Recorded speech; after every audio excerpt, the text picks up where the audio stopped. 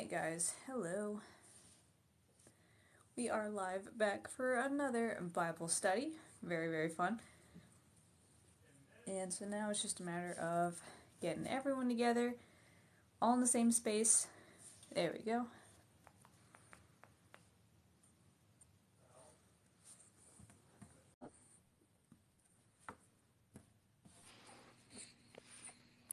Okay. Yes. Hello. There we go. Hi. There's Mimi. I'm gonna goof on Mimi when she gets in here, because, I literally had the live on, and I was just about to click go live, and then Mimi calls me, hey, do you know that we're supposed to go live now? And I'm like, yes.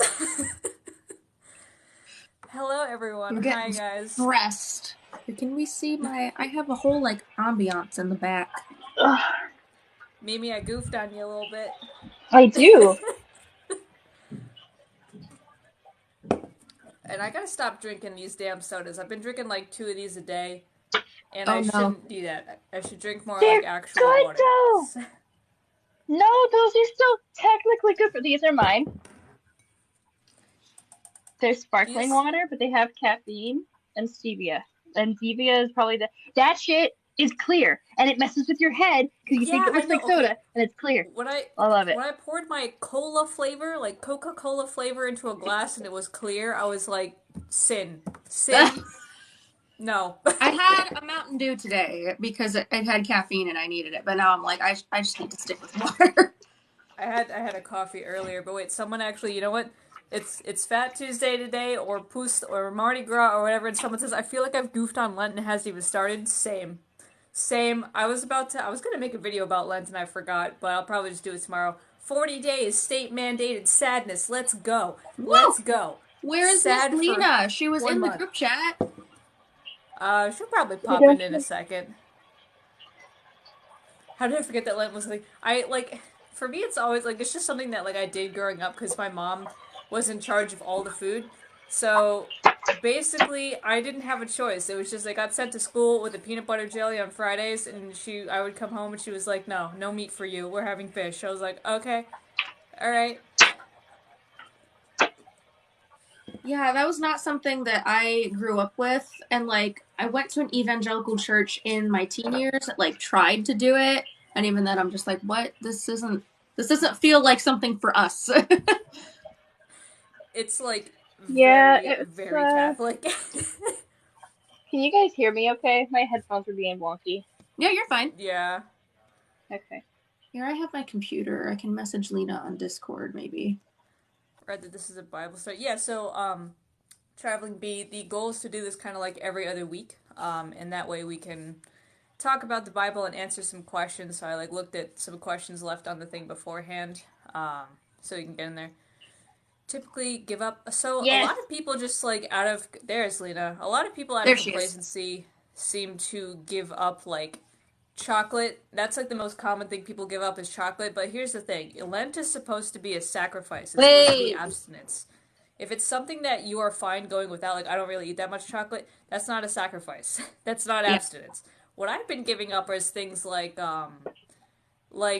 bad thoughts about body image, things that actually help me break out of patterns, because 40 days is how you make new thought patterns. So I try to use these 40 days to build new and better ways of existing, I guess, that God would be happy with. That makes sense. It sounds weird, but for Lent, I'm giving up being lazy about my practice. So Yeah. every day I have an intention of what cards to pull. And every day I have an intention of one more thing to study. And every day I have it, instead of just one verse, we're gonna read a whole chapter of the Bible and there's other ones there. Yeah. I like people the idea of doing something for Lent instead of giving something up. I'm gonna donate something every day, or I'm gonna do an act of kindness every day, or Yeah, things like that's that. another really good one. Yeah, the last couple of years I did social media because fuck mummy groups on Facebook, but I can't anymore. I have to be on social media. If I don't have a social media presence, I can't show you guys what I'm working on. Yeah, that's the thing. I would totally give up social media if not for the fact that it's literally my job. Yep. So Oops. Yeah. Can't do that But anymore. so what was else? Oh yeah, so my boyfriend is agnostic. Like he's an atheist, but I'm the one that makes dinner. So unfortunately, he also participates in Lent because I'm just like, it's Friday, we're having shrimp. That's okay. Oh my gosh. Ooh, I found Well, candy. for everyone coming in, we're talking about like how can you justify being a Christian witch and like our views on the pagan gods? And I came prepared. I have notes, I have tabs, I have my computer, I have my I have stick Bible. figures. Like I'm ready because Oh my god, I have pagan deities in my space and I love them, so I'm very passionate about this topic. I'm like still kind of like half brain melted because I made like the first slide of some courses on this, which is a great way to outline the first couple chapters of the Christian Witch book. But Jesus Christ, there was a lot. So now I'm Yeah. just like, Yeah. I'm like outlining some of my own stuff and spent the afternoon like reliving my trauma. So I'm like, okay, Bible study. Yeah, I gotta decompress now because oh my god, Yeah. yeah, it's like I'm treating everything like each chapter like its own college essay, and it's not. When I was in college, I would be writing, and the second I had to find a quote, I just lost all momentum. So like, this is gonna suck. Cite your sources, bibliography. Yeah. Yeah, I'm just like, no, I know what I'm talking about. Just take my word for it. But then I'd have to stop, find the quote. That would take like an hour. Then I would get back into writing. God. Yeah. Meanwhile, I've got 3 sentences, and I'm supposed to come up with another page, and I'm like, I summed it up in 3 sentences. What the fuck you? No. Oh no. You have 4 kids to homeschool though. Like that's got to take up so much time. And I'm writing the witchy homeschooling stuff too on the side, so like, it's going really well though. Like, I'm putting it into practice first with my 9-year-old, and if it works, then it goes in the box. If it doesn't, it goes out of the box. There you go. There you go.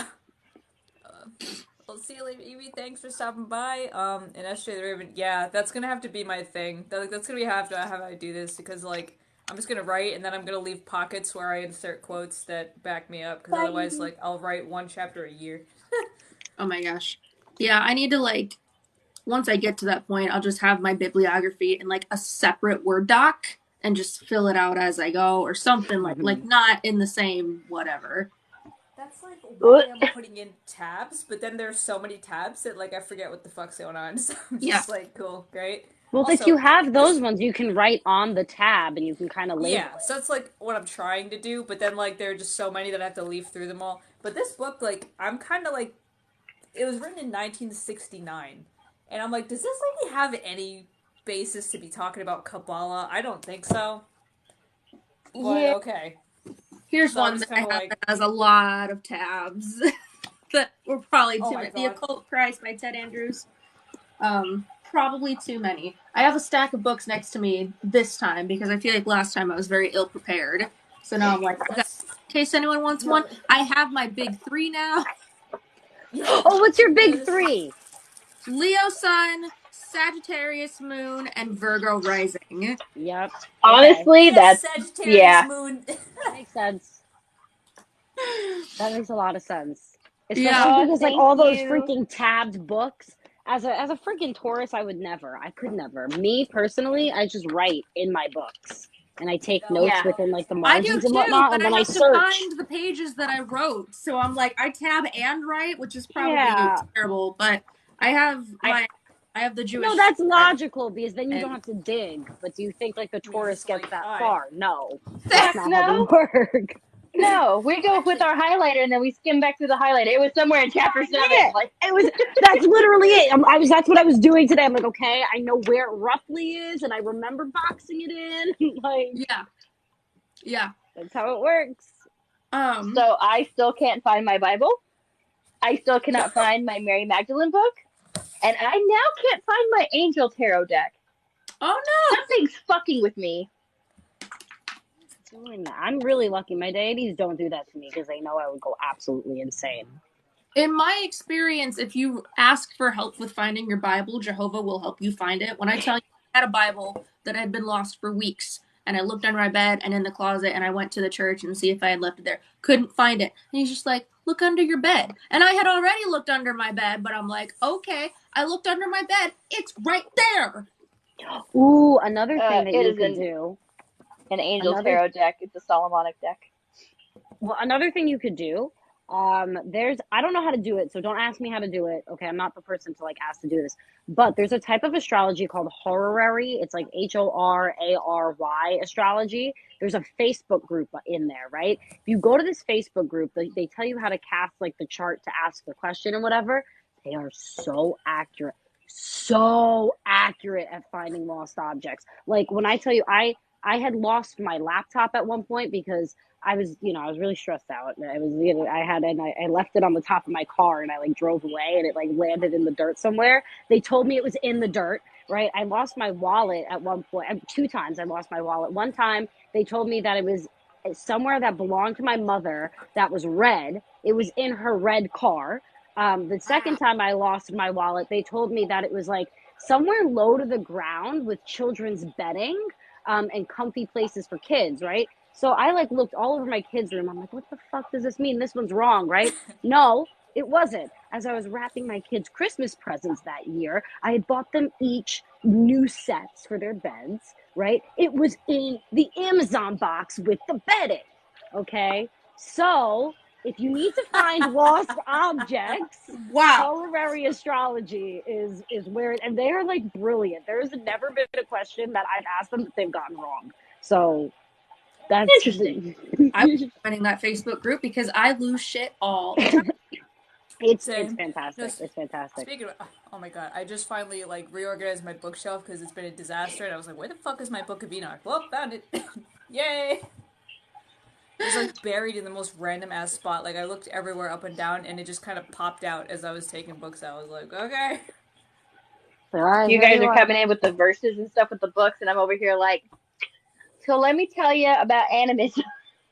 And how the evangelicals found my page. That's fair, though.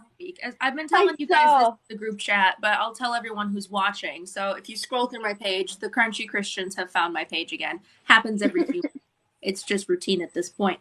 But it's one of those things where it's like, why don't we use this as a learning opportunity where I can use the Bible as a way to justify my craft and be like, actually, I can have Aries and Jehovah's candles lit at the same time. God, yeah. No, I don't put them together, but I can light them at the same time. Well, I mean, no, that's fair. I have literally Jesus and Loki touching right now, so that's more of a space thing than anything. So they, I don't think that they care if you don't have a lot of space. Yeah, they don't mind that so much. But it's one of those things where, like, if deities are different, but they have, like, similar aspects, they'll kind of be like, okay, you're kind of cool. And if you look at, like, the story of Sodom and Gomorrah as God destroying a city full of grapists, Ares does that in his mythology as well. So they're kind of like, Ares just you're like... okay. You're all right. I see you. So funny. There's that. Yeah. I don't know, everyone's always acting like God is, like, anti all other gods, and it's like, there's only very specific ones he has beef with, and the rest, he literally could give a damn. He's just like, who are you? Oh, okay. Well, so that's the thing. So I guess if we go into, like, a lot of the examples that I have written down, so in, like, Deuteronomy, they said, when they enter the land of the Lord your God, do not imitate the detestable ways of the nations there, and then they give the examples of the necromancy and the witchcraft and whatever. That's Deuteronomy 18, 9 through 14. The thing is, though, and I think I even tabbed this in my Bible. I'm using the Jewish Study Bible for reference, right? And they have commentary in the margins by Jewish and Hebrew scholars who are annotating these stories, right? And they specifically said, do not imitate the detestable ways of the nations there, is referring to the Canaanite people. And that's because at that time... Not now, probably, but at that time, the Canaanites were really hurting each other. They were killing each other as human sacrifices. They were hurting their children. They were doing all these things. So when, in those passages, when he's saying, don't seek out, like, the necromancers and the magicians or whatever, he's saying, don't go to the Canaanites. for their people because they are in favor of unaliving each other. And you can even see they had beef with the Canaanites for other reasons in other passages, because I'm kind of starting to get to the end of Genesis. Finally, I'm still in freaking Genesis. But towards the end of Genesis 27, Isaac requests that his son not marry a Canaanite woman. The Hebrews and the Canaanites had beef. So it was more so about the people than the gods. And so when you look at it that way, and especially when you start to read about Asherah, and if you believe that she was, you know, in the Christian pantheon or the Hebrew pantheon in there somewhere, and it's like, well, she was technically a Canaanite deity. I have an answer. Deities, or is it the people? Because people have been screwing up religion since day one. I have an answer. Okay. So, all right. So the Canaanites actually did believe in God. They believed in Yahweh, and they had Asherah, and there is actual proof of this. But what was happening was God was taking the Hebrews and setting them apart because of how they were blaspheming the image of Yahweh. Because if you look at what we have, like from a scholarly perspective, Yahweh and Asherah and Baal, and there's another one I can't remember, little fucky dude, and they were all kind of intermingling with each other. And the Elohim is the pantheon of gods in Canaan, and Yahweh was just like, y'all are fucking things up. These people aren't supposed to be doing this. So I'm going to come over here with these people who have been doing the good stuff and not killing each other, and I'm going to make them my pet project. Yeah. It was like, stay here with me and I'll keep you safe, or else everything that I just did to get you out of Egypt doesn't even matter, because pretty much just be killing each other. God himself seems to like be very quick to hit the reset button. Well, yeah. Other people be like, whoa. Yeah. So like the Elohim is what they call the whole pantheon. And yeah. Well, also in whatchamacallit, then later in Kings, in 1 Kings 22nd 19, this verse is something that comes from it's a vision from the prophet Micah, and he talks about like seeing the Lord sitting on his throne with a whole host of heaven, like the hosts of heaven surrounding him.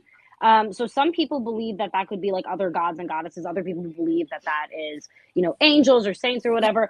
I personally, like I shared last time about that dream, that like the Halloween Town dream that I had. Yeah. Whenever I see this verse, I think of the Halloween Town dream. That's really what I think that makes me think of. Yeah. Well, and even Genesis, when he's like, let us make mankind our image. Like, there's little hints. Yeah, but in Genesis, I believe it's like, what is it? Like one, or it's like 2:1 or something like that. It's literally right there. And they talk about making them in our image. Mm-hmm. And for people watching who maybe want to learn more about Asherah and Canaanite cultures back then, this book is not perfect, but it's a good place to get started. When God Had a Wife by Lynn Picknett. I've got it. You have yours too. It's not perfect, but it's a place to get started. It's a place to start. It's a place to start. The last 2 chapters, personally, like really bothered me. Yeah. Like really, I feel like those like go more into conspiracy theory than like fact. But up until the last 2 chapters, it's really just fact. Yeah. It's a good place to get started. There is some really good information in here.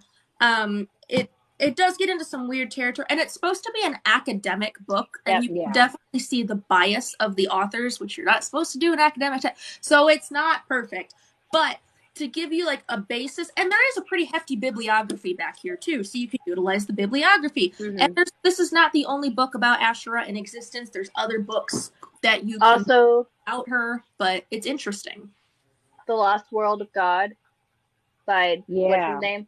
He wrote a couple really good ones to do the cultural context. And then the History Channel actually did some really good... Really? I have to watch. But yeah, they actually did a really good interview with the people who wrote When God Had a Wife, and then they did like a whole other segment. And then they're back in the 90s, back in my day, they had this whole series called Mysteries of the Bible. Okay. And that's where I started, like, asking all these questions and stuff, like, Mary Magdalene was Jesus' wife, wasn't she? I'm pretty sure that's on. I'm pretty sure that's on Paramount Plus. Somebody could correct me if I'm wrong, but I'm like 98% sure that I've seen it there. Not A&E, the History Channel. No, yeah. I'll have to find that. Yeah. Yeah, actually, and you know what? That's a good tip about bibliography because for the longest time I was like, oh no, all I have is this source for magic in Christianity. But then I'm like, hi, hello. The bibliography is literally pages and pages and pages long. Like Yeah. he didn't just pull all this out his ass, thankfully. So like, huzzah. Mm-hmm. Well, and there is Yes, so much. it will be. I was reading again the commentary that the scholars provide for all of the verses. Thank you to Sarah for recommending Jewish Study Bible. By the way, this is amazing. The commentary Is that the there is annotated one? insane. Yes, Like it provides all the commentary. The whole like thou shalt not suffer a witch to live.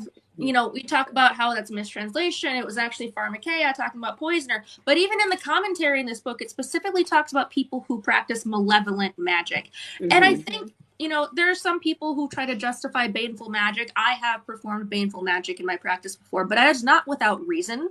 And the most baneful practitioner you can find will even tell you, don't hex people willy-nilly. Don't do it just because. Don't yeah, no, it's not do for it. fun. I mean, like, if you look at the Psalms in the Bible, like, any of the imprecatory Psalms are specifically at people who are already actively causing you harm. Like, you're not just cursing people for fun. It's like a counter curse against assholes. So, Yeah. like... As well as none of them are actually asking you to willingly kill people, which is where the thou shalt not kill comes from, and then it cycles back to the baneful magic of you can be like, hey, no, you have unconsensually absolutely fucked with my space, so I'm gonna fucking put you back in yours. But God says, hey, don't kill them. Don't do the bad stuff that kills them. Mm-hmm. Don't poison them. Don't make it so that they don't wake up tomorrow. Like, don't use the energy. Don't use my name for that. So. Yeah, well, and also there is a lot to be said for, I was reading, like, a whole article, basically, this idea that, like, witches, specifically women who are doing baneful work are bad, this is not something specific to Abrahamic religions. This was a feature of basically any Semitic religion at the time, the Babylonians, Akkadians, Canaanites, because, you know, men who were magicians in the courts and priests, that was fine, but any of the peasant magic and any of the women's, you know, charms and stuff, that was bad magic. So really, a lot of the anti-magic stuff is, like, widespread and just a very large case of misogyny and classism. Like, across Roman Empire, Akkadians, Babylonians, everybody. Yeah. So, like, if anything, the idea that somehow all magic is banned for everybody is, like, hilariously egalitarian. Because now it's not just women, it's everybody is screwed. Yeah, right? But you'll hold prayer vigils. So, here. Yeah, we'll hold prayer vigils. We'll burn incense while we're in church. We will, like, literally, like, one of my, like, core memories as a kid, like, I grew up Roman Catholic, and one of the things that I would do is, like, every Sunday, we'd have this, like, thing of candles, right? And you could put, like, a quarter into the candles, and you pressed a button, and then it would light the candle for you, and you would pray. Like, what the fuck is that? Like, you're gonna tell me that's not witchcraft? I'm giving an offering to my deity and then lighting a candle as I pray to ask for something. Like, are you kidding? No wonder I turned out as a witch. That was, like, my favorite thing to do on Sundays. Oh, yeah. Yeah. This is why, like... Catholic slot machines! Catholic slot right, machines! This is why evangelicals hate Catholicism, because, like, you know, it's actually not boring and flavorless. Yeah, but, like, evangelicalism isn't much better. Like, come on, I literally got baptized in a natural body of water. They had to push your whole entire body down to make sure you're spiritually cleansed. You tell me that's not witchy? That's a ritual bath. Like, come on. Like, that's so, and then now I have the Holy Spirit dwelling within me, okay? Like logically think about that and think about how they'll twist themselves witchy into that pretzels, is. Though. Like, they'll be like, no, it's not magic because, this. Yeah. That's not witchcraft. This is a fantastic book because, like, everyone's like, no, it's not magic, it's miracle. They were, like, all the same. No one had any, like, serious distinction, not until very far later. Like, I think I was reading some of Agrippa's, like, natural magic written in, like, 1530, published in 1530, and then he was trying to differentiate between, like, holy magic and, like, charlatanesque shit, right? So, but, like, nonetheless, magic, medicine, miracle, they were all the same idea, because illness was thought to be caused by evil spirits. That's why exorcism was such a big thing. And, like, again, everyone was trading, That's too. why, because the Greeks and whatchamacallit. The verse What? Mark, when Jesus is he obviously he's alive. Mark, what is it, 2:19? He literally says, like, I have not come to heal the healthy, but to heal the sick.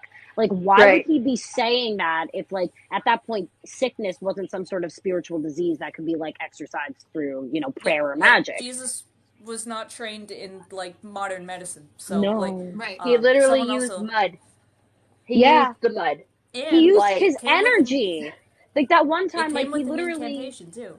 yeah, he also did like he healed through like fabric because he touched his cloak and she was healed through her faith in him and in his healing power. She was made well. And yeah, he said, that "I was an felt the energy power go out of transfer. me." He would turn There's around like, also "Where'd my power go?" Yeah, literally, but then there's also in Um, Acts, I forgot the exact verse in Acts, I'm sorry, but they like pray over the cloths in Acts and then give it to people. I believe like Paul mhm. and somebody else was doing that in one of the one of the places that they were ministering to, and they give it to the people who are sick so that they can be healed by the power of prayer. Like that's really, I'm sorry, that's really Yeah. witchy. Yeah. Yeah. Holy water, holy oil.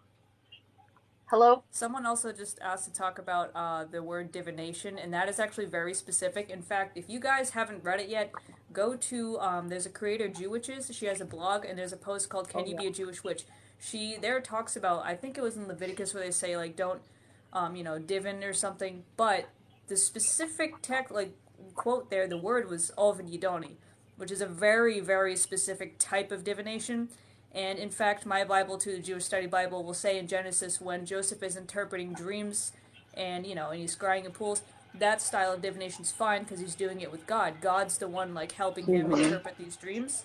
But his, earlier ancestor Laban over there was doing probably something like Oven Yidoni, which specifically is when you take a bone of an animal, put it in your mouth, get high off your ass, and then just kind of enter a trance and let the animal spirit speak through your mouth. That's obviously kind of like quasi That's necromancy, like interesting. weird divination, and Yeah. God's like, "Hi, please just ask me instead of doing that jank shit." Like, that's Yeah. That's how literally all you it We is. should die. do a whole Dumb Bible ways to study. die. Yeah, With we germs. should do a whole Bible study on divination in the Bible and Yes. like how I like it's like stories about it and like people who did it and then like obviously the truth behind it sort of thing. well, I do bone throws, but I'm not putting them in my mouth. There are no drugs involved, and No. I view my fox guide as just like a spiritual companion that God created. And she passed away, and now she's here with me in spirit form, and she's just my little helper. But that's not Yeah, the same I think thing. a lot of it And was the getting also, high and putting it in your mouth because like bodies were ritually unclean. You don't want to put Yeah, dead items in your mouth. that's like a big Levitical laws to basically Yeah, like not eat bone in that way. yeah. If I so remember the correctly, comment. I don't believe like bone marrow and stuff like that is kosher. If I'm remembering correctly, No, no, it is so not. because it's made with blood, so that's why that would be Oh considered damn. unclean to the Israelites. I'm not Jewish, but I did the Messianic cult thing for a little while, so yeah, no, Well, it's not yeah, but kosher. I'm not Jewish, but I'm from New York, and my best friend Yeah. growing up was Orthodox Jewish, and I would celebrate Shabbos with her every Saturday. So Aw, I ate kosher for a very long time. That's sweet. pretty cool though. Bone Hmm. marrow is a very weird texture anyway, so I don't I feel like people are really missing out. Like, it's good for Yeah, you technically, but like, you eat it and you're like, ooh, what the You hell? can get the same effects from collagen powder. Why are you going to torture yourself? Yep. yeah. Like really? Now, I boil my bones for bone broth, but like I don't suck Yeah, but the that's marrow from the different. bones. That's Yeah. different. Yeah. See, there's all kinds of loopholes here, guys. You just gotta know how to find them, but they're there. The other Yep. thing that I want to point out is I have a stack of books with me just about Christian witchcraft, Christian magic. Some of them I have read, some of them I have not, but maybe some of you guys have, whether you guys are in the comments or whatever.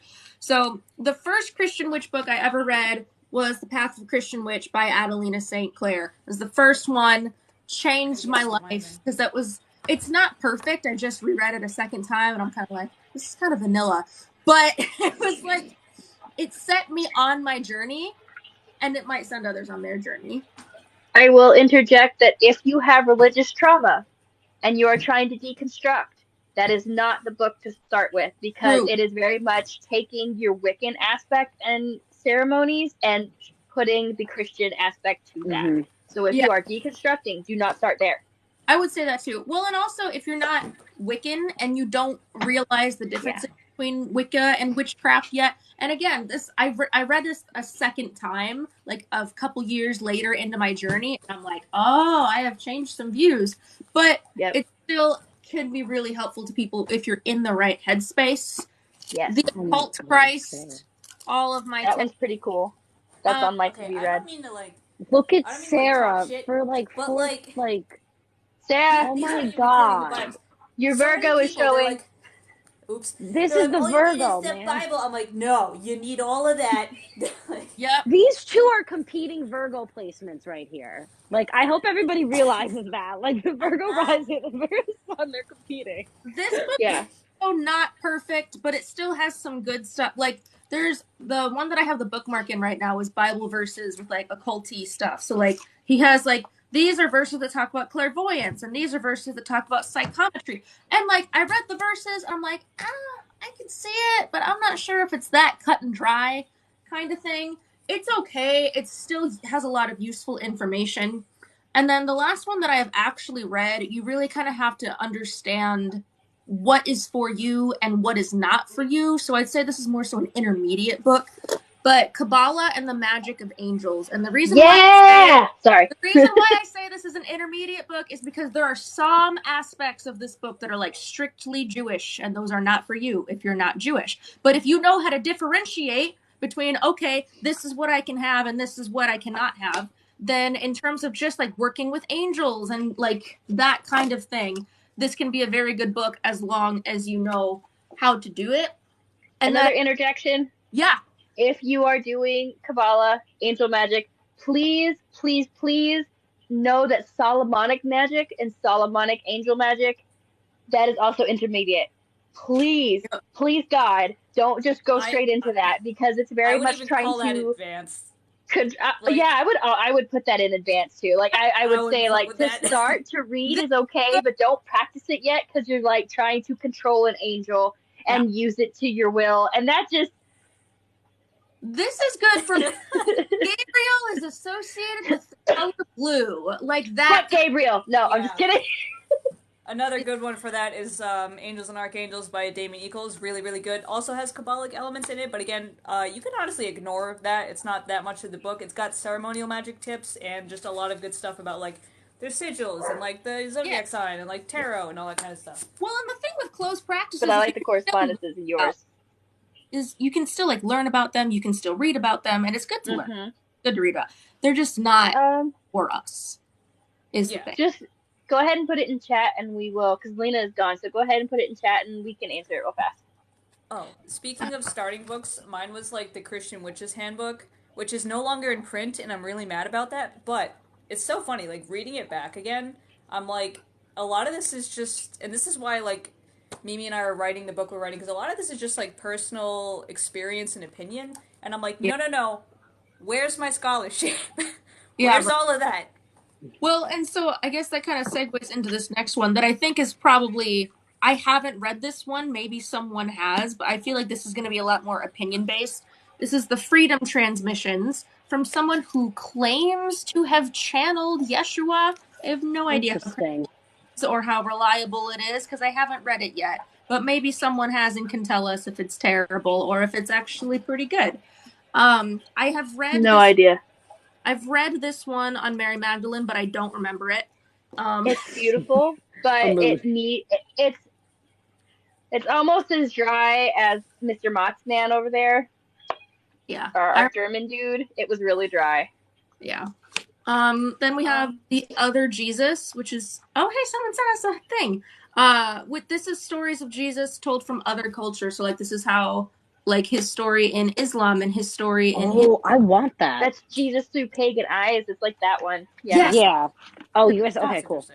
I don't know where that book is, but through pagan eyes is really good. Moltman's dry as hell. Moltman is so... oh my god, Moltman. What was that? Jesus through other cultures? The Other Jesus. The Other Jesus by Todd Outcalt. There's a couple different books called The Other Jesus, but you want to get the one by Todd. Right. Really quick, I want to pause because Stikira did have a question about Satan, Lucifer TM, like being described as a deceiver in the Bible. And oh man, I just want to like really pop it because like Satan is a title, so is Lucifer. Lucifer only shows up really one time in the Bible, and that's to actually describe Nebuchadnezzar, which was the king of Babylon at the time. But it's a title. So Jesus has been called Lucifer. Multiple angels have been called Hashatan or the adversary. And so is Satan a deceiver? Yes, because the point is that he's trying to get you to screw up. Like the entire story of Job is literally one of these adversaries saying to God, "Hey, I think Job is a little bitch, and I think that if he doesn't have nice things anymore, he'll leave you." And God's like, "All right, bet." And so they screw his life up. And then Job's like, "I still have faith." And God's like, "I win. You owe me 20." Like, But that's because that whole story. there's multiple Satans and multiple Lucifers, like, yeah, and very much to your point, you should see it that way. But you might also, as you're, especially when you're scrolling through Witch Talk, I feel like can times make things more confusing. You'll come across people who say that they work with Lucifer or they work with Satan, and then how does that work? Because if there are multiples of them, then it is perfectly plausible for people who practice demonolatry to have those aspects within their practice as well. So it gets into this whole like web of things, but it's so cool too. Actually, I think the most helpful way to think about it is just like in Hellenic polytheism, there's a concept of like epithets. So, like, Apollo can be either a god of healing or a god of plague, depending on which epithet you're calling on. And it's the same base deity, but like different facets, like a diamond, right? So you're looking at these different facets of a gem. And so, like, I don't know, for some people, Lucifer, when I call on Lucifer, that's like his light bringing knowledge aspect. Yeah. But to me, the Lucifer I'm talking to is Samael. So if I'm calling on the name Samael, it means I'm trying to fuck shit up. It means I'm really trying to destroy some shit because his name means venom of God. Like, yeah. And the other concept of that is if you look at a lot of people, particularly on Witch Talk, but also everywhere, a lot of people who say they're using Lucifer or using the Satan or the Satan, they're actually just taking that internalized trauma and they're trying to work something through spite. They haven't taken the time to take apart their trauma, to heal that part of themselves, and they're really just flipping it on as well. God was controlling me, so fuck you, I'm going to do Lucifer. And a lot of where they God, I come from hate comes from this. that sense of pain, It comes from that part that's like, yes, their practice is their practice and they're allowed to do that, but I notice a lot of it comes from somewhere that's rooted in pain and trauma over actual, like, more study that they've done. And that's just been here in, like, the last year. Also, Yeah. to answer your question, yes, you can still work with Hecate and go with the Abrahamic gods. If that is who's shown, who's on your spirit team, we're going to get into what that means for how do you practice with other deities, and we can go into that here shortly. So, who wants to start first?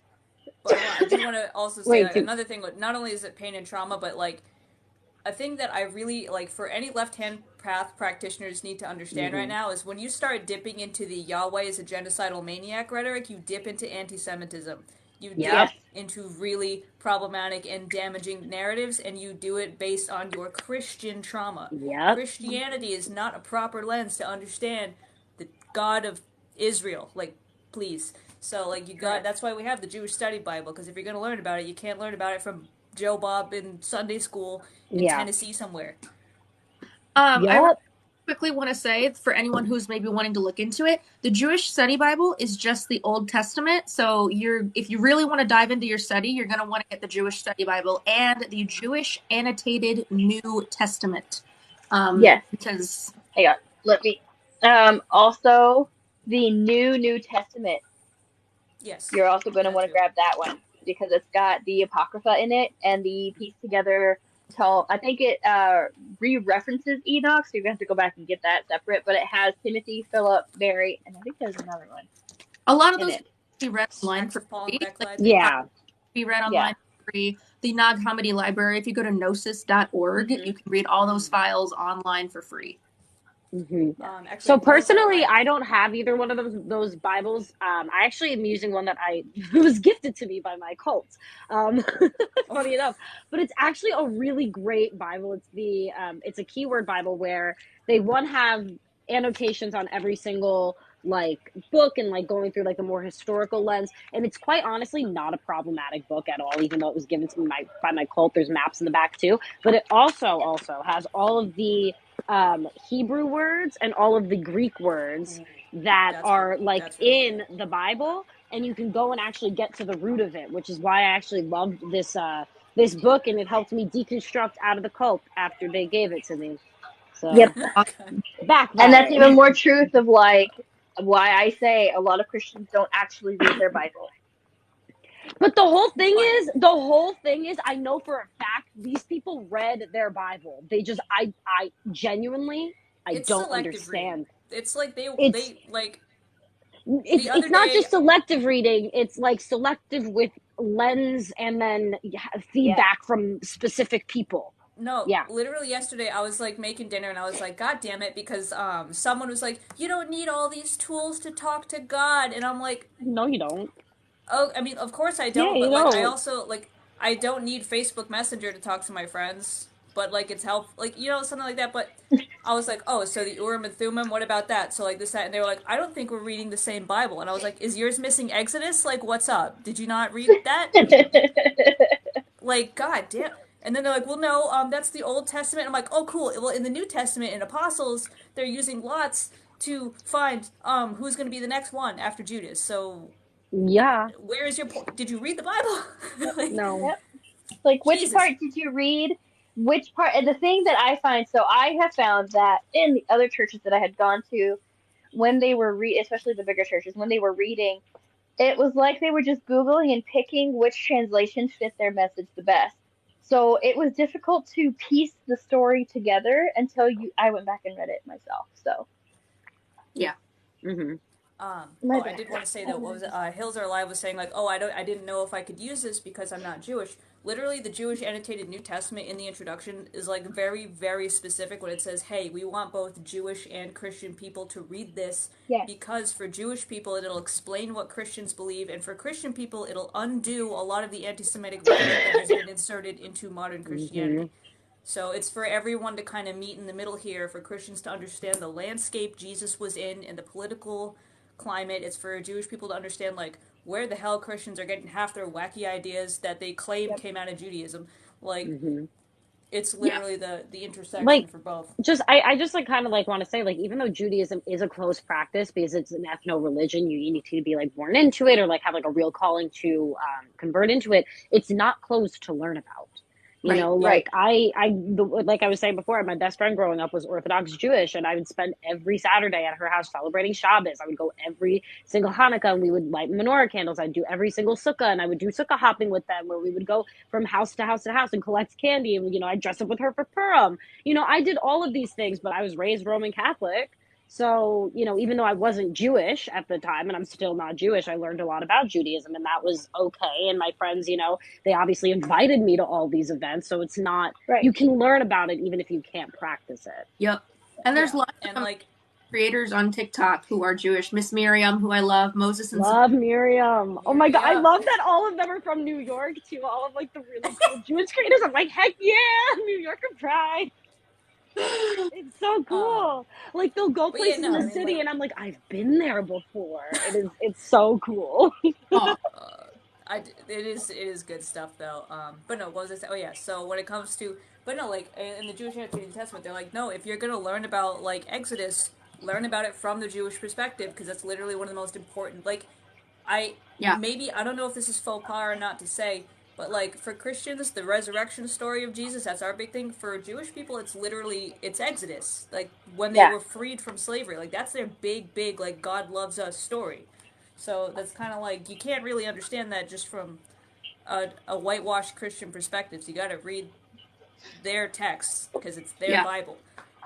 But Um, also, hold on. so we had a It's a question Say, about mistranslation like, from a lot. Someone I asked feel about like, people. yeah, that's what I was literally I was putting that out. Jesus loves the queers. Like, yes, everything's fine. You're not being sinful or bad.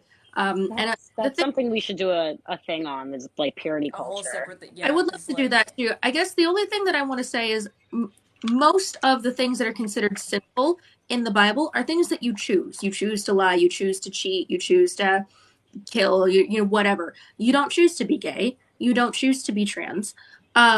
There's a documentary, is it called 1946, 1949? What's that? 1947.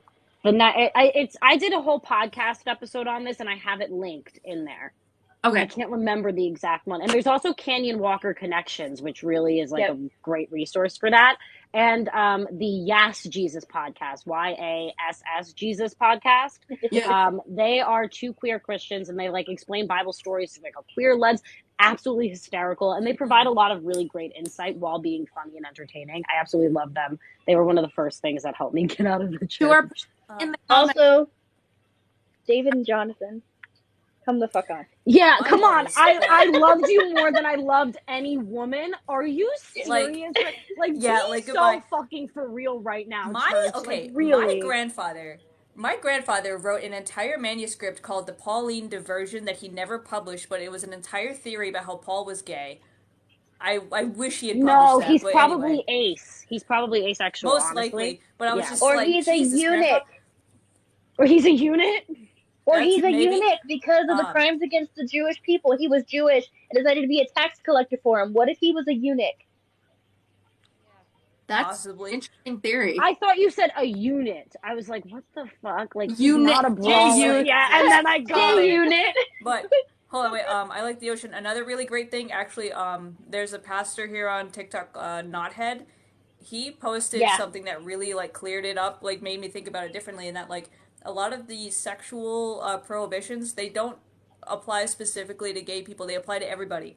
The problem was that back in the day, people didn't understand that you could have, like a LGBT relationship that was committed, married, faithful, like, heterosexual couples. So they thought, well, everything that is banned for all people, it's inherent to these because we don't understand a society where two men are like married and raising a child. Like they just didn't. But that doesn't mean that union is actually bad. It just means that they had false assumptions about it. Now we know better. We know that you can have two guys, two girls, married, happy, faithful, and all that stuff, just like heterosexual couples, and that's fine. So back in the day, they literally just didn't conceive of it that way. They didn't get that. The one last thing I want to say about this before we talk about pagan gods is, so, back then, anything that happened was either linked to the gods in polytheistic cultures or God in monotheistic cultures. If there was a flood, it was the gods. If there was famine, it was the gods. If it was illness, it was the gods. Well, there was no way to protect yourself from STIs back then. So if you engaged in something that caused you to get an STI, back then, their stream of thought was, oh my gosh, I've been cursed. This must be a sin, and I need to tell everyone not to do it. Now we know better, and that's not how that works. And most of the time, you can just go to the pharmacy and get an antibiotic, and you'll be fine in a couple weeks. But back then, that wasn't the case for them. So you have to understand like how they thought about things back then, and how they viewed illness as curses and things like that. And now that we understand science and medicine, those aren't things that we have to worry about anymore. Yeah, and so basically, like, there's a lot of stuff that honestly just came out of people trying to protect themselves from things they didn't really understand because there was no germ theory. They didn't have shit like that. Yeah. So, I mean, it is what it is. I mean, like, before look we at, move like, on- the food laws. A lot of the food laws had to do with cleanliness for being, like, kosher, like not eating shellfish. Because, if you think about shrimp, honestly, like, that's really gross. They're delicious, And, like, but they're really gross. Trying to store pork in the desert Yeah, doesn't sound like a great time. So, like... But beef is easier because you can jerky it a lot simpler in like the way it dries out. You know what I'm saying? The way you can preserve it instead of pork. Yeah. But also because of like the way that they chew their cud and the way that they digest, it's a lot like healthier than pork itself. So I mean, a lot of it was like health laws in reality and like keeping clean and preventing disease. Which is, and like the same thing with like, even in like non-Abrahamic cultures, like in Rome, right, and Greece, they had the idea that blood was like miasmic and like bodily fluids were like not good. Well, obviously, it's because they carry disease. Like blood is one of the main carriers of disease. They didn't have the words for that then, but people get sick when there's blood everywhere. It's kind of like, correlation. But one thing before we move on, Stakiro was saying, people say that Lucifer can pretend to be God, and that every time they say anything, people say, "Oh, well, they're deceived. You're being deceived." Let me tell you something. Lucifer's energy if Lucifer is like a cat, Michael, who is like God, is like a dog. Oh, Like, you can't no. really fuck them up You easily at can't. all. No. You like they're totally different. I Very also like different. there's verses in, I believe it's James, where it talks about how, like, spirits and like demons will tremble to the name of like God or the name of Jesus. So I don't really think that those, entities are trying to pretend to be them if they're not like even able to like hear their name without trembling. You know what I'm saying? Like, I don't. Yeah. I mean, Like, maybe that's a really evangelical thought. I mean, like, it could be, but that's just my personal thought pattern with it. I just think, like, once you actually, and this is why it's like when people are like, oh no, you're not talking to angels, you're talking to demons. It's like, have you ever talked to either of these? Because they're like night and day. Demons are like, yup, I'm here, I'm self assured. Angels are like Autobots with anxiety. I don't know why, like. Yeah, completely different energies. Completely, I yeah, it's really sad that people can't see that, but whatever, I guess, right? But anyway, You're gonna have to Paisley, tell we me have about book discernment. recs earlier, and it'll be up on YouTube, so you can double check and go back and look some of our book recs that we have. Mm-hmm. Yeah. This will also be posted to Sarah's YouTube, so if you guys miss anything or if we miss your comment about like a question, if you want to look back at this on YouTube when it is posted, you'll be able to see all the books and stuff that we recommend.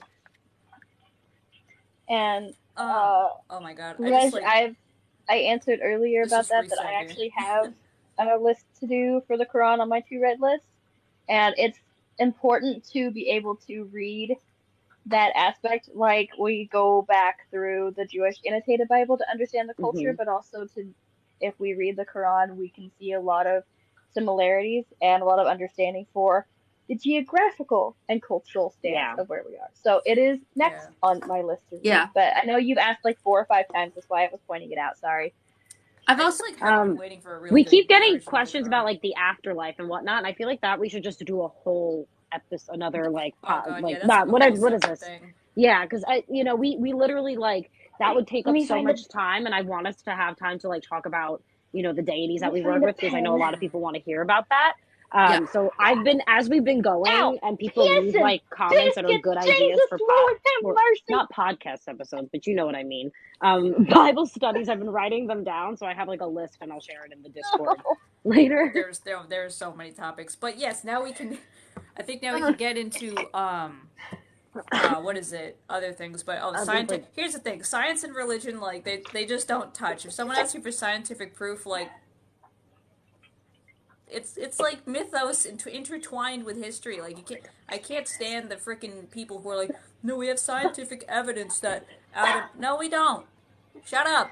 Like, no. We have it's called anthropological Genesis. evidence. It's a myth. We We have have like anthropological evidence of the scientific culture. theories that support religion in the sense of like string theory and like different universes and whatnot, but You know not how Quantum science. many physics. What's his name? Nicholas Bourbaki. He was a scientist like way back in the day, and he went out to like see if he could mathematically prove the existence of God. And his biggest takeaway was not that he couldn't prove the existence, or not that he could or like could. It was basically that he couldn't or couldn't. You know what I'm saying? He got basic like just an uninfinite answer, and that turned him from being like an atheist into a believer, because he was like, well, if it's that much of a gray area, then I might as well just choose to believe, sort of thing. So I mean, that's like literally you can't give scientific evidence to there are things that like the Bible has said that like science will like come out and like No. support or whatever, but like like Eve theory, how we all like basically came from one person. That's an actual scientific theory, that we all evolved from one single woman who came from that north like African region that the Garden of Eden would have been in. So Yeah. you that's don't all we need have. you almost don't need science though when you're in the middle of doing a spell and you hear someone snapping their fingers in your living room, or like shit moving around, you hear banging on the wall. And It's you're like, just I don't like, need science for okay. that. Like And actually, Carrie, yeah, you got it right. Like, to me, like, the second if we can prove God is real, it's no longer faith. That just kind of defeats the purpose of faith. Like, faith is like, hey, you just trust that He's there. Which is, if you could somehow magically prove it, well, goddamn. Like, then there's no question anymore. Now it's just like, well, yeah. yeah. The only thing they've come close to is, I think, in quantum physics, they've just released it. They've proven the mental energy in changing our belief. So like if we Mm-hmm. believe with our head, that energy is actually calculated. They can watch that energy and shift in our brain. That is the Yeah. closest they've come to it. I And even personally then, it's think still very iffy. I think as Pluto, like this is like astrology, but like I think as Pluto moves into the sign of Pisces, which will be in like the next, like I think Pluto's going through Aquarius until like 2026. No, further than that. It's starting in 2024, and then it's going to be like a 13-year transit. So like I Yeah. feel like once it goes into a Pisces, which is like the sign of, you know, death and endings and the afterlife and whatnot, we will actually have more like concrete scientific evidence of what happens to us and like, you know, all of these spirituality things. But that's just my personal opinion as an Plus, astrologer. plus Pisces is I the like sign of the Christ. Yep. true. I like the ocean just asked, do you guys believe in other pantheons? And I think this is a great So segue let's into segue. the shit we're on about. But Yes. short answer, yeah. I mean, Yes. I've literally encountered dozens of them. I'm coming up on 50 interviews, and I'm just like, holy shit. Oh my There's a gosh. lot of things out there. So, Yeah. uh, Yeah, so let's, I guess, maybe just talk about like what we do in terms of encountering pagan gods. So like you can talk about your interviews and we can all talk about our practices and stuff like that. Let's start with Sarah, I guess. yeah.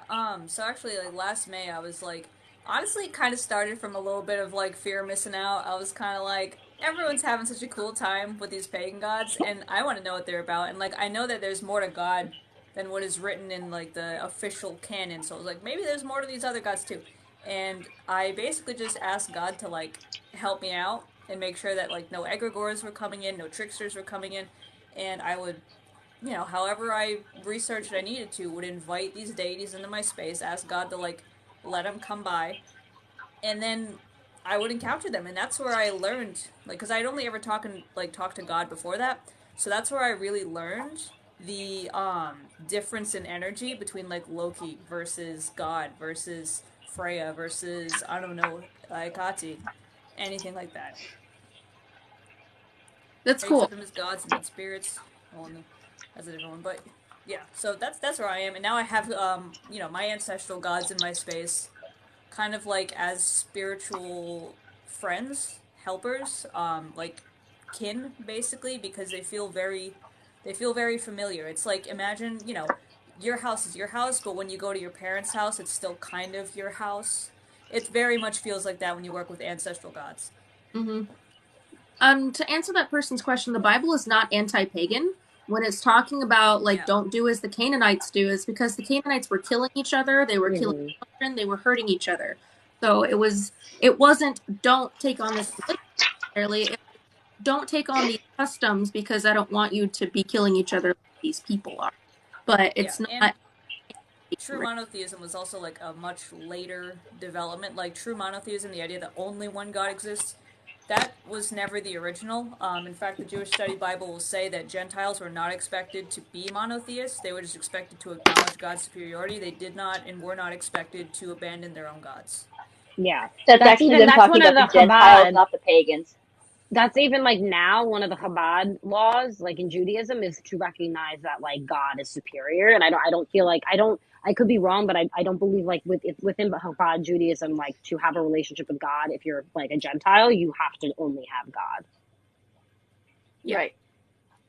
Yeah, and that was kind of that I came to when I started letting pagan gods into my practice. So I was wearing these, and now I have them around my hand. These are my prayer beads for Aries because it's Tuesday, and Tuesday is the day that I just kind of am like, hey, Shamash is the one I was day, looking for. because so many entities in my space, I have to. It's just easier to give them each their own day than to try and balance them all at once because then you just kind of go crazy. Did you do that Same, yeah. intentionally because it's Mars Day? Yes. Okay. I started off with just like Googling like what days are they associated with. So like Chronos Mm-hmm. is associated with Wednesday and Aries is associated with Tuesday. And sometimes they don't always have a day that they're associated with, and you can just kind of be like, okay, Thursday, I guess. Um, as kind of how I started doing it. But once I kind of realized that okay, maybe this isn't as concrete as I thought, and maybe I can, let pagan gods into my practice. I view it as like when you grow up and you move out of your parents' house, assuming you have a healthy relationship with your parents, you still talk to your parents, you still love your parents, you still ask them for advice, you still need your parents, you still hang out with your parents, but you're also doing your own thing. You're on your your own separate journey as well. So, that is my relationship with God, and my camera is falling. I still love God. I still, need I still pray to him. I still need help from him. I still, and I incorporate him into my spell work. I study Christianity still, and Jesus is a bro. Like I have a very good relationship with them. But dang it, my camera keeps trying to fall. Um, I've moved out of my parents' house, metaphorically in that sense. So like, yeah, he's still here. We're still hanging. I got the Christian deity altar and all the candles lit back there. Like, still good, but I've moved out of the house and I'm visiting others as well, if that makes sense. Mm-hmm. Do not keep on babbling. So, like, I personally with that verse, Matthew 5:7, yeah. So that one, I believe when he says, "Don't be babbling like pagans," I just think that it's more of like a don't just like sit there and constantly like be like asking for things instead of giving in return. So, like when you think of the perfect prayer, like the formula to pray, right? They tell you to give thanksgiving, give like that supplication, whatever, and then ask for what you want, kind of thing. So when he's saying don't babble like pagans, I think he's saying like make sure that you recognize to God like the gifts that he's given you, like come at it from a space of thankfulness, come at it from like a place of having like a more open heart and not just demanding from God and not just demanding from your deity in that sense. I also think it's probably like Jesus was talking a lot about pray in your room, get off the fucking street corner, Yeah. and like so I think babbling like pagans is a lot of also just like the very flashy, showy oratory, like constant like word vomit prayers. Jesus is like, shut the fuck up, Tone it like down. mind your business. Well, and that's Just also the verses where they say that women should dress conservatively, quote unquote. That was to differentiate from the other cultural groups that were worshiping these deities. And when I say cult, I mean like religion. That the word cult back then did not mean the same thing as the word yeah. with like the Kool-Aid. Not what this is. But basically, the whole like women should dress modestly and not flashily and whatever.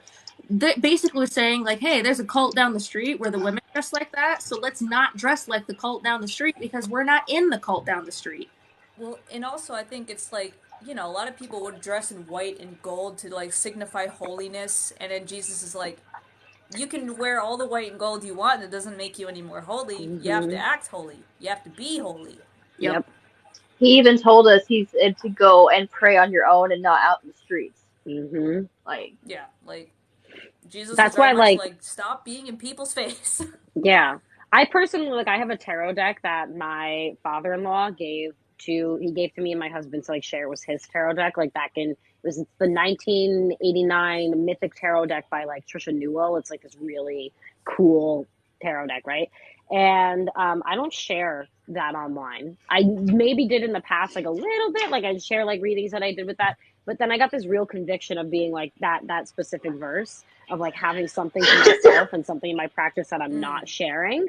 So that deck is only for our family. I don't share pictures of it on TikTok or Instagram or anywhere. Like if I show that I was using that deck, I'll just show the back of it kind of thing. It's like not something that I'm allowed to like share. And I think that it's important, especially if you are somebody sharing your practice on the internet, to have something to yourself. It doesn't have to be like a huge thing. It could be a very little, like just like one tarot deck. Like me, I have one tarot deck that I don't share, and like that's that like sort of thing. Yeah. Yeah, no, same. That's why, like, a lot of my rituals, like, I'll post some as examples, but, like, I only ever show the general formula for how I do my spells. I don't actually Mm-hmm. share the legitimate incantation because that's, like, again, it's a prayer. So I'm praying to God, and that's kind of like my moment with Him. I'm not just, Yeah. it's mine, it's personal, and everyone's is going to be different anyway, so. Yeah. yep. That's Yeah. the same But reason why I on the don't Me. share topic Mama's biscuit recipe. Yeah. But on the topic of pagan gods, actually, this book, Christians as the Romans Saw Them, was actually really, really cool in understanding this concept that the Romans also had a one high god. They had a one high god that created everything else, but to them, worshipping smaller gods was not to say that those smaller gods were better than the one high God. And in fact, that brought joy to the one high God, because by worshiping them, you indirectly worship that one overall creator. That you work with these smaller aspects in reverence of that one creator that everything stemmed from. And Yeah. so in this book was really interesting. The Oracle of Apollo recognized God as that one high God, like the God of the Holy Hebrews is what it says. And so, some people were confused about that back in the day, because they're like, well, if he's a national god, how can he be the one high god? But the general consensus is there's like the visible gods, like stars and planets. There's the Olympic gods. There's, heroes, which are basically like saints, and all Mm-hmm. these other Yep. things. And then there's that one high god that's kind of invisible and above everything else. So I like that theory a lot. That like these smaller gods, like you can work with them, you can hang out with them, and it's not an affront to God. Right. Yeah. Mimi, do you want to share your experiences with talking and working with other gods? All right, so I have a graphic for you guys to look at here in a minute, but I want to first start off with the idea that veneration is showing respect and worship is the exchange. So you can venerate and not worship. God has said, "No other gods before me." Well, guess what? In my practice, there are no other gods before God. And I will use this tree as an example. So if I am the trunk of the tree to hold fast in my faith, my spirit team, which is Yeshua, Jesus, Mary Magdalene, as well as the Morrigan, because of familial ties, they help me reach God. They help me reach the path that He wants me to be on. They are the branches to my tree.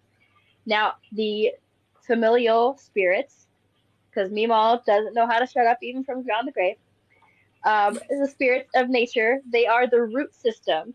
So the practices and the traditions that I've brought with me are the root system that are nourishing me from below, from my foundation. I am not worshiping my ancestors. I am venerating them. I am giving them respect for the energy they are giving to me. Now, where does God come into this? And where does Asherah come into this? Because I actually, I have Asherah on there. Because God said we make human in our image, and it is referenced, thank you, Lena, in Genesis, that we make them in our image. So God is my son. During the day, He is the one that I see most things. He is nourishment. He is focus. He is energy. Asherah is my moon. Asherah is how and this is an analogy, but Asherah is my moon. I cannot have the sun without the moon. Can I have the moon without it? Okay. I am introspective. And even in the dark, I can still see some, but it's mostly to be that time of rest, that time of looking to myself, that time of listening to myself. Okay. So there are no other gods over Yahweh. There are none. For Adonai, Yahweh is considered very sacred, by the way, and a lot of people will get upset if you say that out loud. But God, Adonai, He is my God, my big guy. To take from Hannah, God and Asherah are my parents, and then Jesus, Mary Magdalene, Morgan, they are like my brother and sister. And then the spirits through, because the Holy Spirit is in all of us, it is in everything, and that works through everything that I work through. So God touches all of it, and He is still on the top. So that's my biggest thing. And the other part is, even after all of it, you still have the angels and the saints, and they also can help. They're like, I consider them like leaves to my tree. So every little thing can help me gain that focus and that energy from God in those ways. But God is still the one who's on top. And I and that like makes that a lot of sense experience. also, because in my experience, like God will recruit these leaves, like whether it's angels, saints, or other Mm-hmm. deities, He will recruit.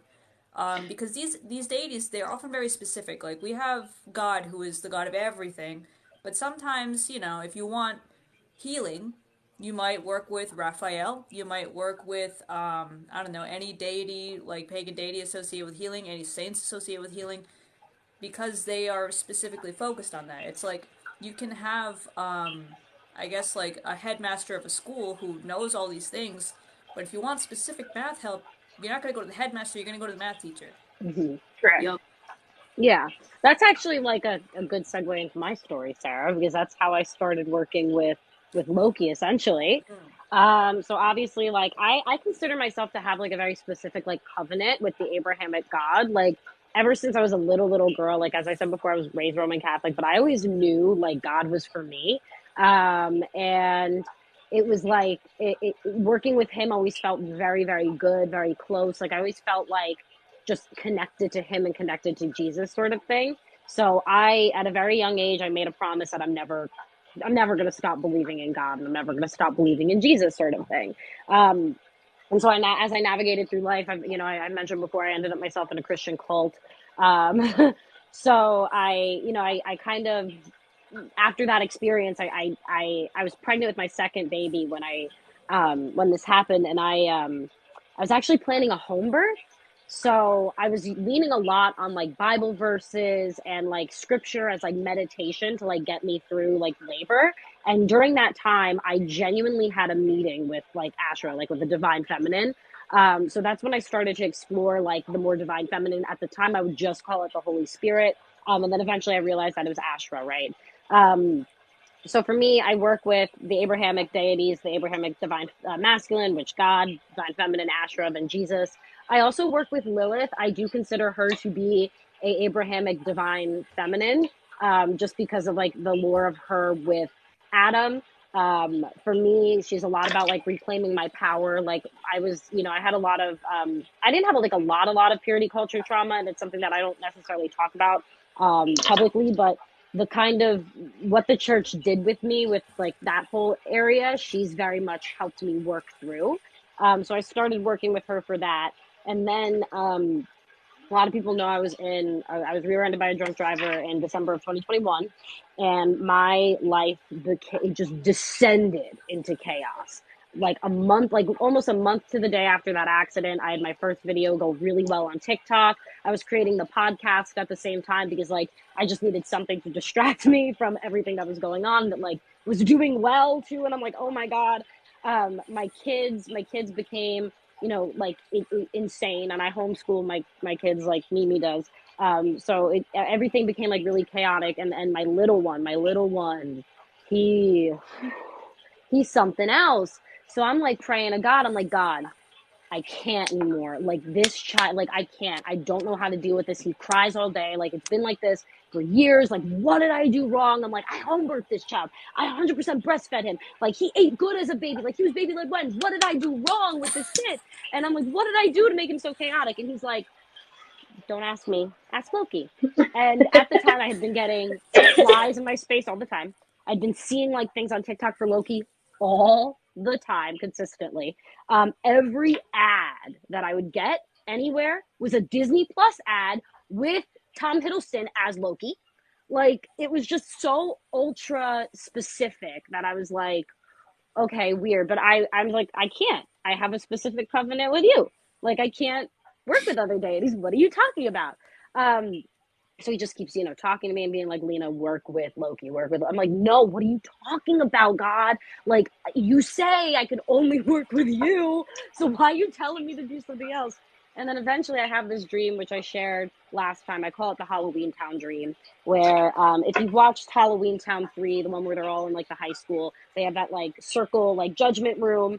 And I'm in the middle of this like judgment room, like Marnie was. And on one side is the Abrahamic pantheon, and on the other side is the Norse pantheon. And you got all of them there. You got like Thor, Odin, Loki, like Freya, and then on this side you got Jesus. I just see a light for the Abrahamic God. I don't see like a visual. Then I see some woman who I'm assuming is Asherah. Like, I got some dark figurine there too. I'm assuming it's Lilith.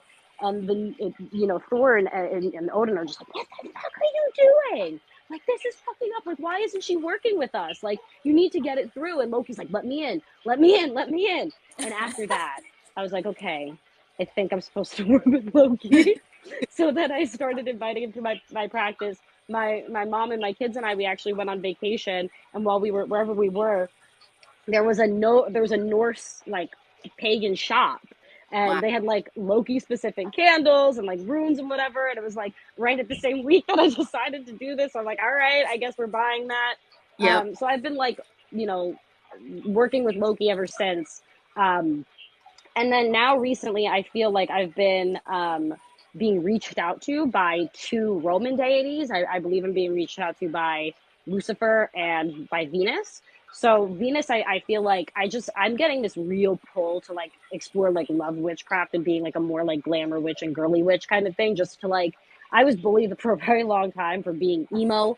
Meanwhile, I listened to like One Direction. I wore a lot of bright colors, and Justin Bieber was like my homeboy. Like, okay, very emo. Like, okay. How the hell does that even happen? I don't Meanwhile, know. I looked like I walked off the set of The Crow for most of my teenage life. Same. I did like emo things, like, but it wasn't my personality. But it ended up being my personality for a really long time because I was shoved into this box. And as I explore like wearing pink and bright colors and like oranges and whatever, and like doing that, I feel like I'm more called to work with like a very girly deity, and like Venus seems to be that for me because that's who my ancestors would have worked with.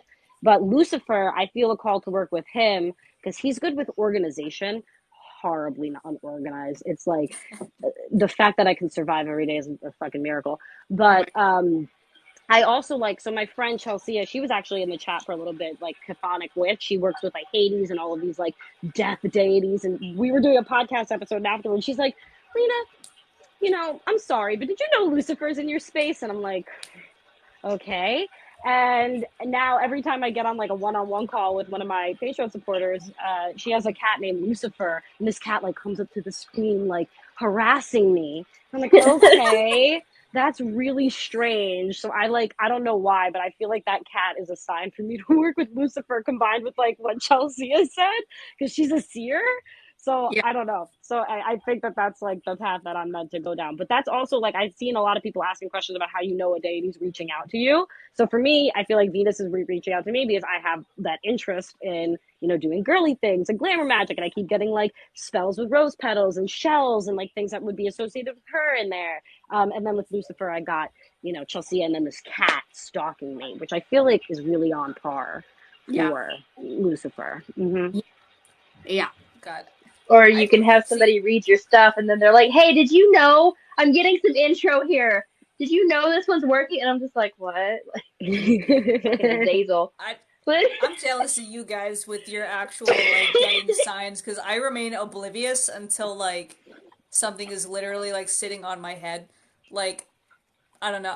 It was Christmas Day, and I was talking to Jesus. I had a couple little boozy barrel chocolate things for Jesus. I was like, "Drink up, boy, happy birthday!" And then here comes like in meditation, I just see Lucifer just sit down very close beside us, like, "Hey, it's been a minute," and I'm like, "This is birthday boy's moment right now." We're trying to reach you by our extended warranty. Yo, that was literally Loki for me.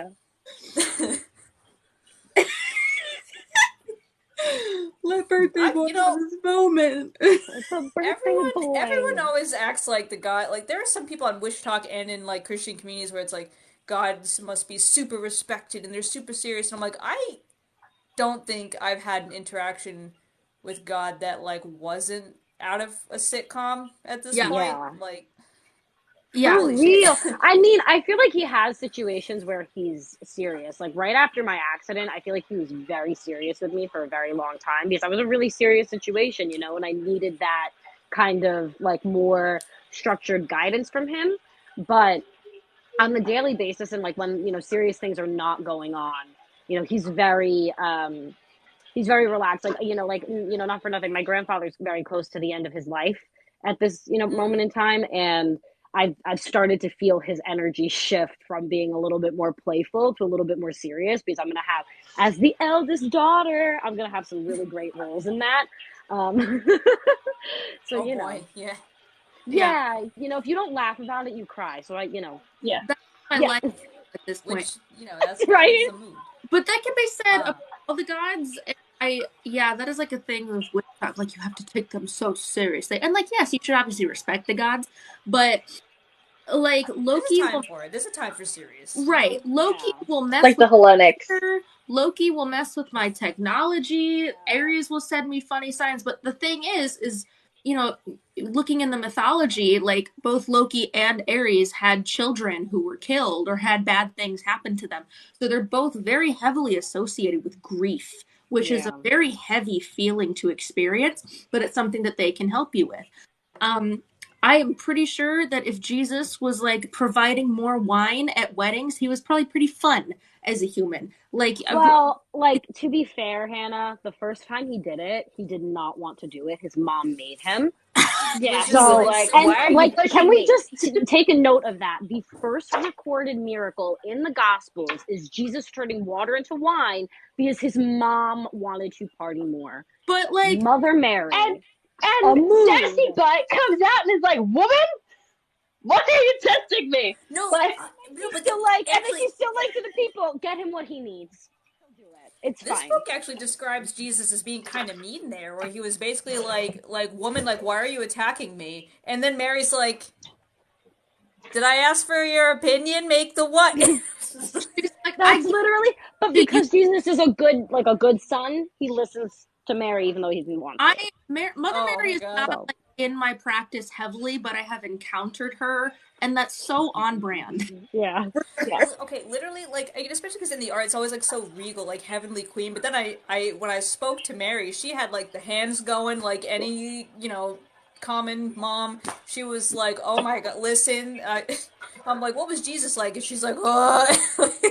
That's literally like when I'm like about to like lose my absolute ever loving mind with my children. I'll go into my room and I'll like lay in my bed for a second, pull my head covers over my head. Mary, I know Jesus talked back to you.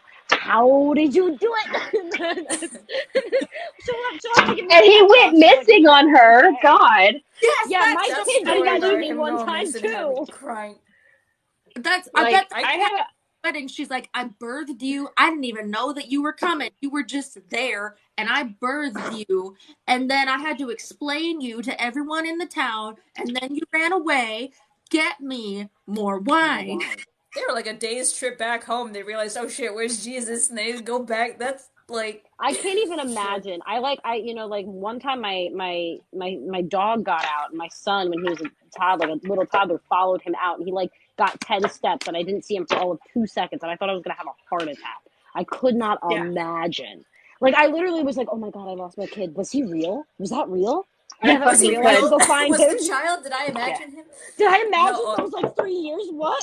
Like, literally. Actually, my aunt did that to my cousin. They went to the mall together, and then like all of a sudden, my cousin like calls my aunt and is like, "Hey, like, where'd you go? I can't find you." And my aunt's like, "Oh, I'm home," and my cousin's like still in the mall.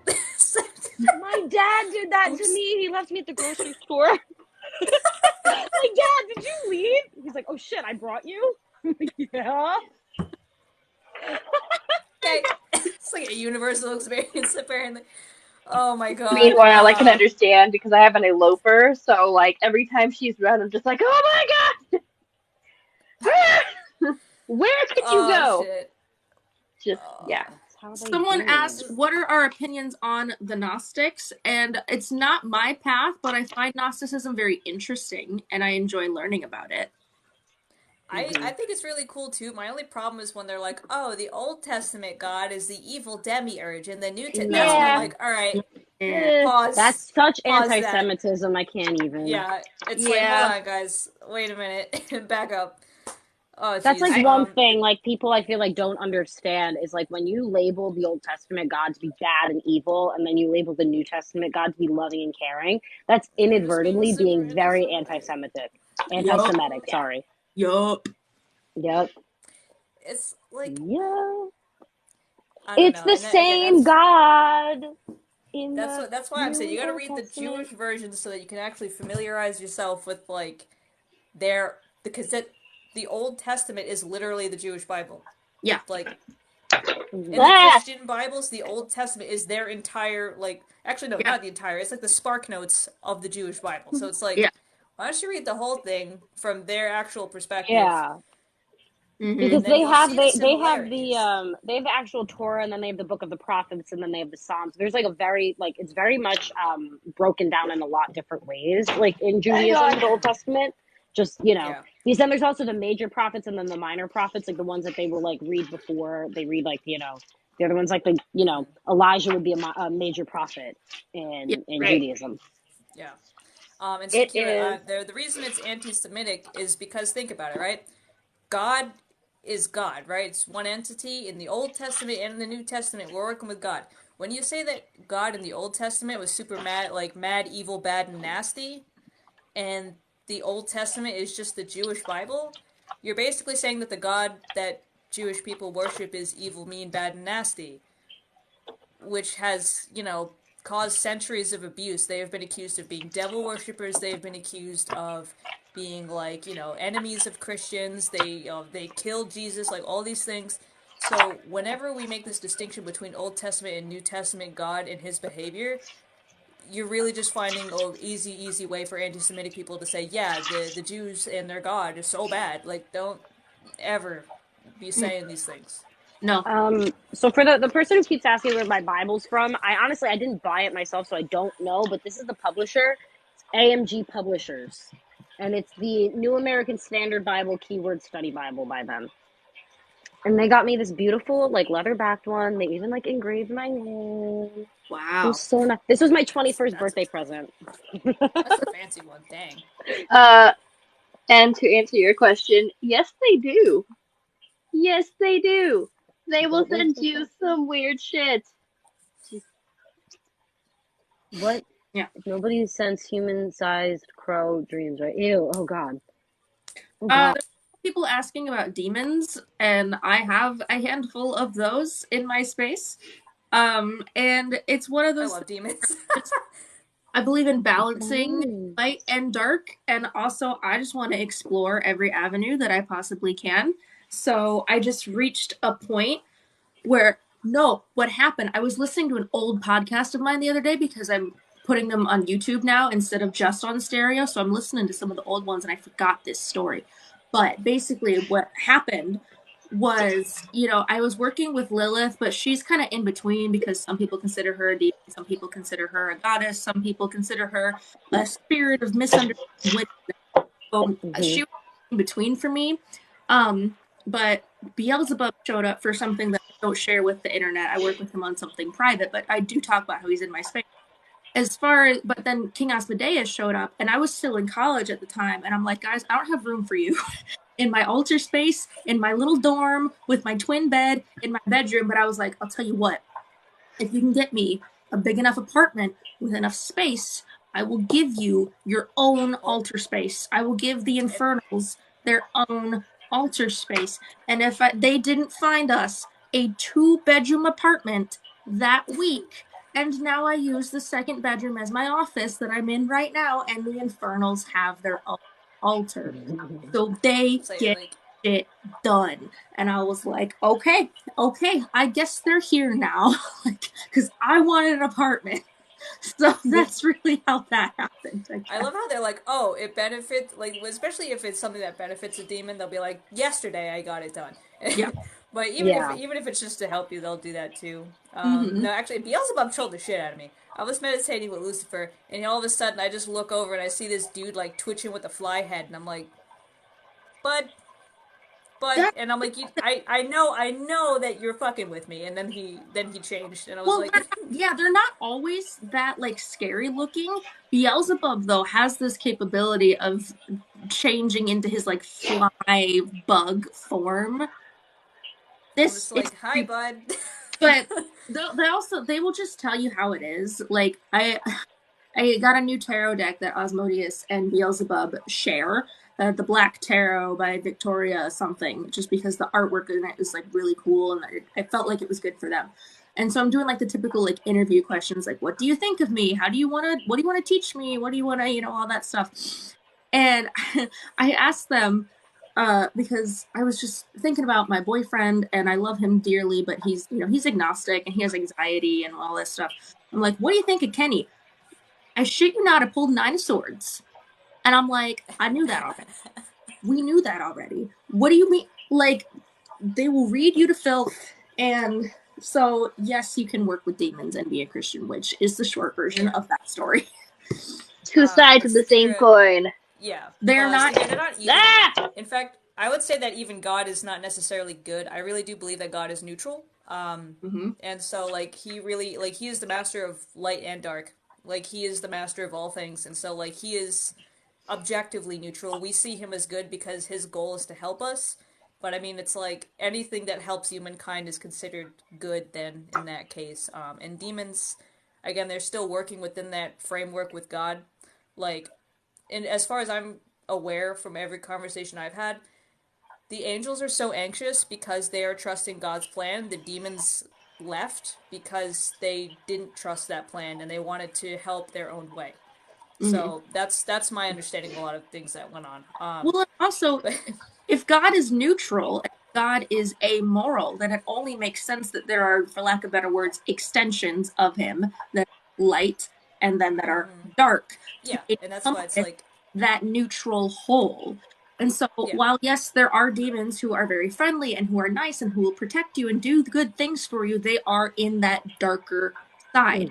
Whereas the angels who are lighter are scary as shit. So but especially when you think of the names of the angels, right? Like Samael is considered this fallen angel, but the name means venom of God. He is an aspect of God that is that very destructive side.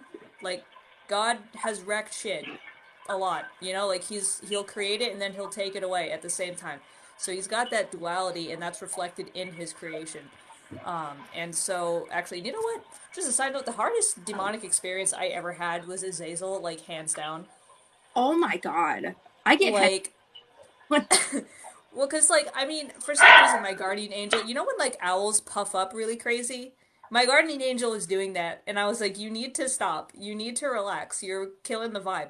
But then, like, me and Azazel were just like this for literally, like, before I asked a single question, it was 30 minutes of this.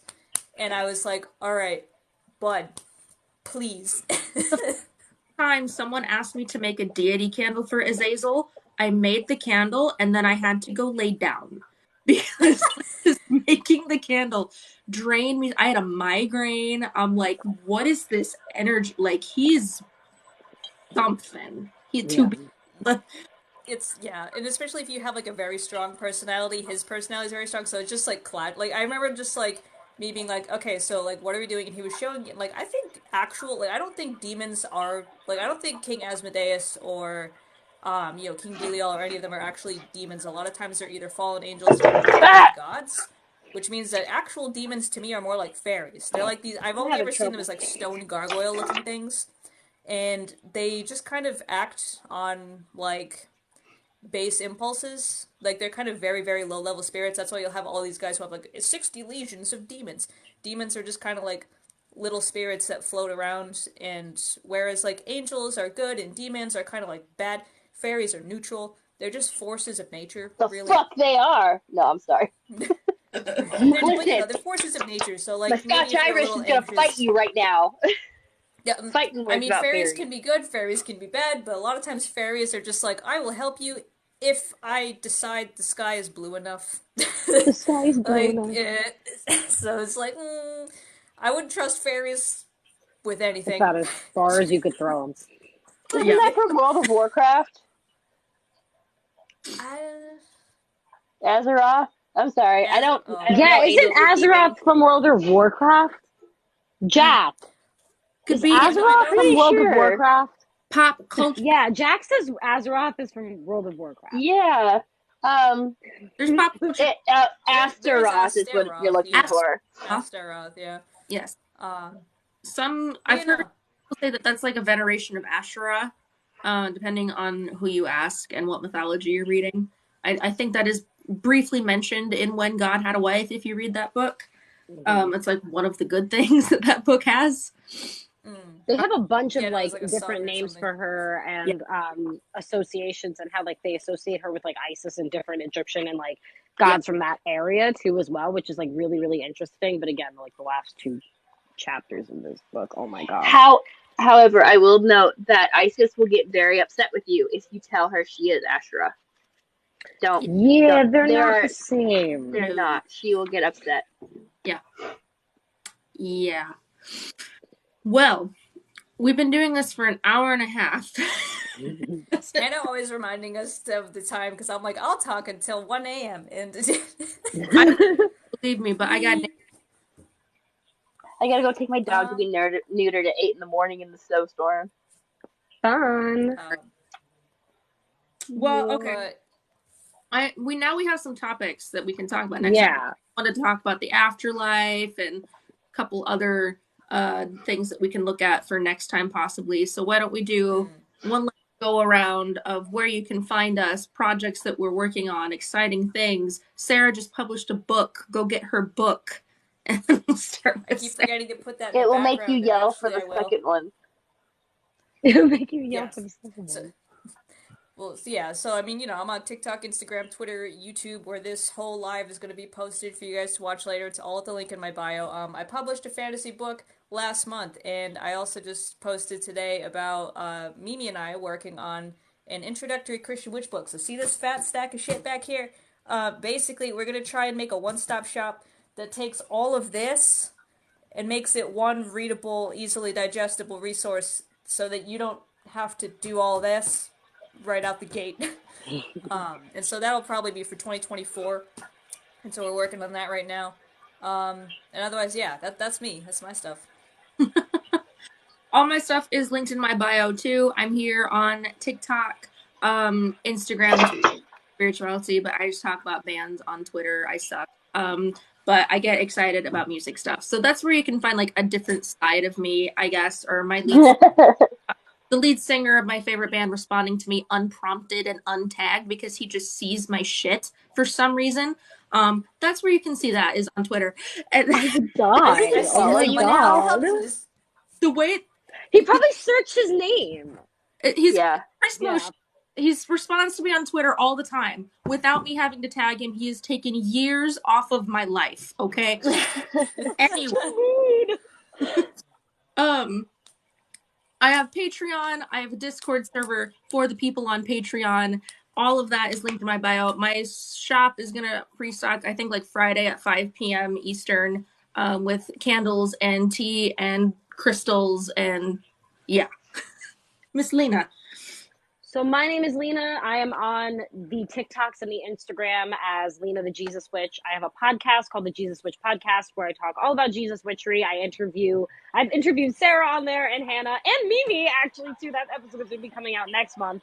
And I talk about different topics there. I have a free Discord group for anybody who's like witchy or like spiritual and just wanting to explore that. It's a really cool community. I also have like a Patreon in the link in my bio. I have an Etsy shop where I offer different readings. I do like talking to Jesus tarot readings and soul contract readings, and like I have Bible spell oils and all that good stuff. But yeah, all my stuff is in the link in my bio. So yeah, that's where you can find me. Mimi! My turn! Okay, so I am Feral Southern Housewife here on Instagram. I finally launched my blog. The posts will be coming weekly, and that is about how to incorporate Christian witchcraft with homeschooling, because you've got like super Christian homeschooling, and you've got like some pagan homeschooling, and like how can you meld them together to make it not so intense with one together, and that's what we're exploring now, and that is also at Feral Southern Housewife at WordPress. So following me is ADHD content, is homeschooling content, is motherhood, and just like general trauma healing, some goofy shit with my dogs, and then some Christian witchcraft. So nice. I'm a little bit more relaxed with my content because that's part of my practice. I don't give away all my stuff. That is my barrier for my practice. That's awesome. I also want to say, if you follow me, you'll have 10 fake accounts of me follow you. Block them. Oh, yeah, same. If you follow my back, 10 fakes of my backup following you. Block them. Block all the fakes, guys. We can't do anything about it. Stop telling us about them. Just block them and report it. We do not message people with I don't like the most DMs. cringe shit asking for readings. So I don't take DMs on TikTok or anything like that. So if you're getting a DM from me, it's not from me because I don't DM people on here. Yeah, same. Yeah. Yep. I heard it here first, guys. So yeah.